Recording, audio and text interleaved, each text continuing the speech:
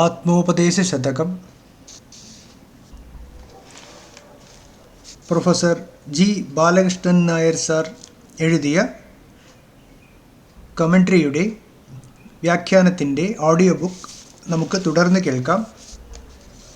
ആത്മോപദേശശതകം 33-ാം ശ്ലോകം.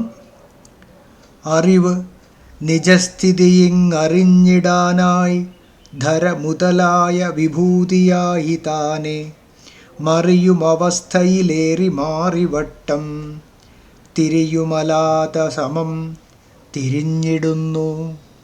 അറിവ്, ആ ബോധസത്യം, നിജസ്ഥിതി, തൻ്റെ ശുദ്ധവും അഖണ്ഡവുമായ രൂപം ഇങ്ങറിഞ്ഞിടാനായി, ഇവിടെ വെളിപ്പെടാൻ വേണ്ടിയാണ് ധരാ മുതലായ, ഭൂമി മുതലായ വിഭൂതിയായി വിശേഷ രൂപങ്ങൾ കൈക്കൊണ്ട് താനെ സ്വയം മറിയും അവസ്ഥയിൽ മാറി മാറി വരുന്ന രീതിയിൽ ഏറി മാറി ജനിച്ചും മരിച്ചും വട്ടം തിരിയും ചുഴലുന്ന അലാത സമം തീക്കൊള്ളി പോലെ തിരിഞ്ഞിടുന്നു, സദാ ചലിച്ചുകൊണ്ടിരിക്കുന്നത്. ബോധസത്യം, തൻ്റെ ശുദ്ധവും അഖണ്ഡവുമായ രൂപം ഇവിടെ വെളിപ്പെടാൻ വേണ്ടിയാണ് ഭൂമി മുതലായ വിശേഷ രൂപങ്ങൾ കൈക്കൊണ്ട് സ്വയം മാറി മാറി വരുന്ന രീതിയിൽ ജനിച്ചും മരിച്ചും ചുഴലുന്ന തീക്കൊള്ളി പോലെ സദാ ചലിച്ചുകൊണ്ടിരിക്കുന്നത്. അലാത സമം തിരിഞ്ഞിടുന്നു. ഈ ശ്ലോകത്തിൻ്റെ അർത്ഥം ശ്രദ്ധയോടെ മനനം ചെയ്തറിയേണ്ടതാണ്. അറിവിൻ്റെ നിജസ്ഥിതി എന്താണ്? നിത്യവും അഖണ്ഡവും നിർവികാരവും ആനന്ദസ്വരൂപവുമായ ശുദ്ധബോധമാണ് അറിവ്. പരമസത്യം സാക്ഷാത്കരിച്ചയാളിന് വെളിപ്പെടുന്ന അറിവിൻ്റെ രൂപം ഇതാണ്. സാക്ഷാത്കരിക്കാത്തയാളിനോ അറിവ് സൂര്യചന്ദ്ര മനുഷ്യ പക്ഷി മൃഗാദി അനേകം പ്രപഞ്ച പദാർത്ഥങ്ങളായി ജനിച്ചും മരിച്ചും നിരന്തരം ചലിച്ചുകൊണ്ടിരിക്കുന്ന വസ്തുവാണ്. ഉദിച്ചസ്തമിച്ച് മാറി മറിഞ്ഞുകൊണ്ടിരിക്കുന്ന പ്രപഞ്ച ഘടകങ്ങളുടെ ഉത്പത്തി എവിടെ നിന്നാണെന്നോ ലയം എവിടേക്കാണെന്നോ ഈ അജ്ഞൻ അറിയുന്നില്ല. ഈ അജ്ഞത അയാളെ സത്യാന്വേഷണത്തിന് പ്രേരിപ്പിക്കുന്നു. അതുകൊണ്ട് അജ്ഞതയിൽപ്പെട്ടു നിൽക്കുന്ന ഒരാളിന് ഭൂമി മുതലായ എല്ലാ നശ്വര പ്രപഞ്ച ഘടകങ്ങളും പരമസത്യത്തിൻ്റെ നിജസ്ഥിതി അന്വേഷിച്ച് കണ്ടെത്താൻ പ്രേരിപ്പിക്കുന്ന ഘടകങ്ങളാണെന്ന് സ്പഷ്ടം. അറിവ് തൻ്റെ യഥാർത്ഥ രൂപം വെളിപ്പെടാൻ വേണ്ടിയാണ് ഭൂമി മുതലായ വിശേഷ രൂപങ്ങൾ കൈക്കൊണ്ട് ചലിക്കുന്നത് എന്നതിന് ഇതാണർത്ഥം. യഥാർത്ഥ രൂപം അഥവാ നിജസ്ഥിതി മനസ്സിലായാൽ നിർവികാരമായ അറിവല്ലാതെ മറ്റൊന്നുമില്ലെന്ന് ബോധ്യപ്പെടുകയും ചെയ്യും. ഒരു തീക്കൊള്ളി ചലിച്ചുകൊണ്ടിരിക്കുമ്പോൾ നീണ്ടും വളഞ്ഞും വൃത്താകൃതിയിലും അനേക രൂപങ്ങൾ അതിൽ നിന്നും ഉണ്ടാകുന്നതായി തോന്നുന്നു. ചലനം നിർത്തി തീക്കൊള്ളി നിശ്ചലമായാൽ നീണ്ടു വളഞ്ഞ രൂപങ്ങളൊന്നും അതിൻ്റെ യഥാർത്ഥ രൂപങ്ങളല്ലെന്നും ചലനത്തിൻ്റെ ഫലമായി വെറുതെ അതിലുണ്ടെന്ന് തോന്നിച്ച പ്രതിഭാസങ്ങളാണെന്നും ബോധ്യപ്പെടും. ചലിക്കുന്നു എന്ന് തോന്നുമ്പോൾ പോലും തീക്കൊള്ളി രണ്ട് ബിന്ദുക്കളിൽ ഒരേ സമയത്ത് ഒരിക്കലും നിൽക്കുന്നില്ലെന്നുള്ളതാണ് പരമാർത്ഥം.